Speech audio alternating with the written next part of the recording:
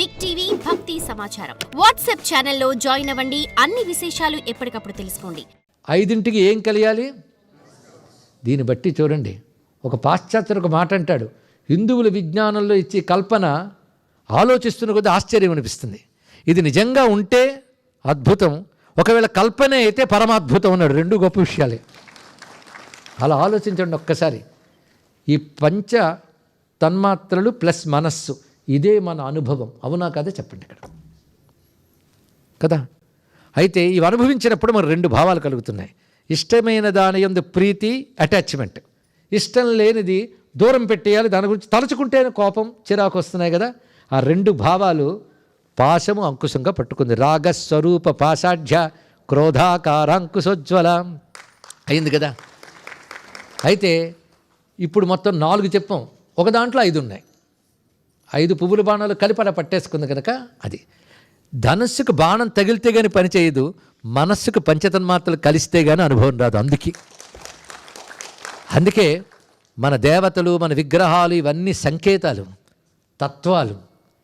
అంతేగాని అక్కడ దేవుడి దగ్గర దీపం పెట్టి చూస్తే చాలా ఆనందం కలిగింది, వచ్చేసే వాళ్ళకి కాదు, కానీ అదేమిటో ఆలోచిస్తే తెలుస్తుంది. అందుకు సద్గురువు గారు ఒక మాట చెప్పారు, హిందువులు విగ్రహారాధకులు కారు, తత్వారాధకులు అని. ఇక్కడ అదృష్టవశాత్ ఒక్క మాట చెప్పచ్చు, ఇలాంటి ధర్మం భూమి యందు ఒక్క హిందూ ధర్మం మాత్రమే. దీని దరిదాపులకు కూడా ఇంకోటి చేరలేదండి. అందులో పుట్టడం మన భాగ్యం, అందులో బ్రతకడం మన భాగ్యం. అది తెలుసుకుని జీవిస్తే ఇంకా మహాభాగ్యం. ఆ మహాభాగ్యవంతులు అవ్వడం కోసం చెప్తున్నాం ఇక్కడ. ఇంతవరకు చెప్పినవి ఈ 4 తప్ప మరి జీవితం మనకు లేదు కదా. ఈ 4 దేని వల్ల వస్తున్నాయి ఆలోచించమన్నాడు. ఇన్ని 5 అనుభవిస్తున్నామన్నా, రాగద్వేషాలు తెచ్చుకుంటున్నామన్నా ఏది ఉండడం వల్ల? లోపల చిత్ అనేది ఉండడం వల్లే కదా. లోపల చైతన్యం ఉంటేనే కదా ఇన్ని వికారాలు. కానీ మనం ఎంతసేపు బాణాలు, ధనుస్సు, పాసము, అంకుశము చూస్తున్నా కానీ ఈ ఎవరి చేతిలో ఉన్నాయి చూడట్లేదండి. అది చూడమని ఒక్కసారి చెప్తున్నాడు ఇక్కడ. ఇవన్నీ ఎవరి చేతిలో ఉన్నాయంటే లోపల ఆత్మ యొక్క చిచ్చక్తి చేతులు ఇవన్నీ ఉన్నాయి. అది గ్రహించమంటున్నారు ఇక్కడ. మరి ఇవన్నీ నేను కదండి, నేనుంటేనే ఇవన్నీ కదండి అంటే నేను అనేది ఎక్కడి నుంచి వచ్చింది? నేను తిన్నాను, నేను విన్నాను, మళ్ళీ పంచతన్మాత్రలతో నేను కలిపావు నువ్వు. అంటే ఆత్మ యొక్క చిచ్చక్తిని మనస్సుతో తీసుకొచ్చి పెట్టడానికి కలిపావు. కానీ మనస్సుకి ఈ 5ంటికి రాగ ద్వేషాలకి అతీతంగా లోపల ఉన్న చిచ్చక్తితో ఈ నేను ముడిపడింది.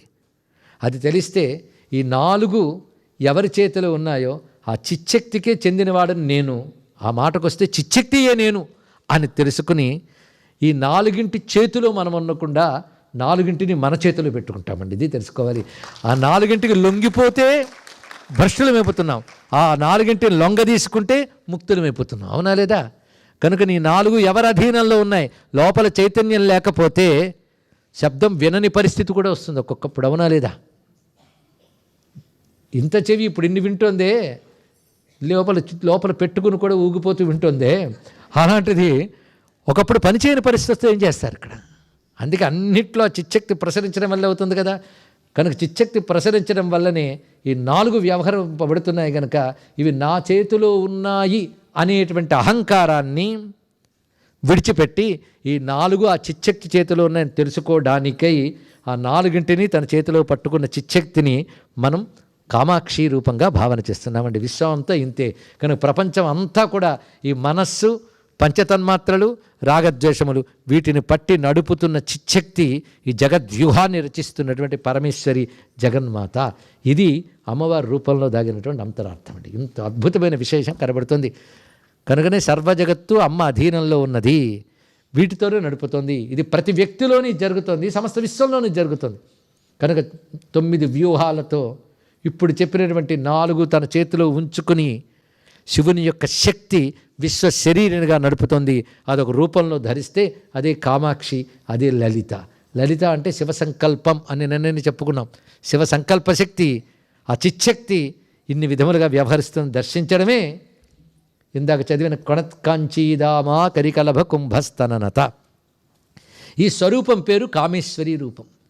నిన్న మీకు కాళీ రూపం చూపించాం, ఇవాళ కామేశ్వర రూపం చూసుకుంటున్నాం. అంతే కదా. అమ్మవారి ఏ రూపం చూసిన ఒక తత్వమే. నిన్న కాళీ రూపం అంతా కాలతత్వాన్ని చూపించింది. ఇప్పుడు విశ్వాన్ని నడిపే తత్వం ఇవాళ పాఠం మొత్తం తీసుకుంది. శరీరం త్వంశంభో దగ్గర నుంచి విశ్వాన్ని నడిపే అమ్మవారు మనకు కనబడుతున్నారు. కనుక ఆ రూపం ఏమిటి అది చూస్తుంటే చెరకు వెళ్ళు పువ్వుల బాణాలు పట్టుకున్నటువంటి ఆ అమ్మని చూడగానే కాళిదాస మహాకవి ఎంత అద్భుతంగా వర్ణించాడు. చతుర్భుజే చంద్రకళావతంసే కుచోన్నతే కుంకుమరాగశోణే పుండ్రీక్షు పాశాంకుశ పుష్పబాణ హస్తే నమస్తే జగదేకమాత అన్నది ఈ స్వరూపాన్ని చూస్తూ చెప్పింది. పుండ్రీక్షు పాశ అంకుశ పుష్పబాణ హస్తే. ఆవిడ ఎలా ఉన్నది? కూచోన్నతే. అదే శశిమిహిర వక్షోరహయుగం. అక్కడ ఆ స్వరూపాన్ని చూపిస్తున్నాడు ఇక్కడ. అలా ఉన్నటువంటి తల్లి ఎర్రగా ప్రకాశిస్తోందిట. నేను నల్ల పిల్ల కనబడింది, ఇవాళ ఎర్రపిల్ల కనబడుతుంది. ఏమిటయ్యా, ఏమిటి ఎరుపు నలుపు? ఒక్కొక్క భావానికి ఒక్కొక్క రంగు. అది భారతీయ సంస్కృతిలో గొప్పతనం. ఇక్కడ ఎక్కడైనా ఎర్ర రంగు ఉన్నవాళ్ళు ఉంటారండి, నీల రంగు ఉన్నవాళ్ళు ఉంటారండి, 4 చేతులు ఉన్నవాళ్ళు ఉంటారండి అని అడిగారు ఒకరు. ఎక్కడా ఉండరు, అక్కడే ఉంటారు కనుక వాళ్ళు దేవతలు అంటారు.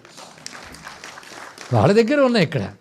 ఆ ఎరుపు ఏమిటయ్యా అంటే వర్ణానాం ఆజ్యం లోహితం అని శాస్త్రం చెప్తుంది. మొదటి రంగు ఎరుపుట. ఏమి దర్శించారో చూడండి, మొదటి రంగు. ఎందుకంటే శివుడు మొట్టమొదటి సంకల్పం చేస్తే కదా తానేమిటో తెలిసింది. చిచ్చక్తి లోపల ఉంటే ఏం తెలుస్తుంది? చేస్తాను అనుకున్నాడు, అనుకోవడం సంకల్పం. ఆ తర్వాత వరుసపెట్టి ఇచ్ఛాజ్ఞాన క్రియలన్నీ వెలికి వచ్చాయి. కనుక మొదటి రంగు ఎరుపు. అందుకే సంకల్పశక్తి యొక్క రంగు ఎరుపు.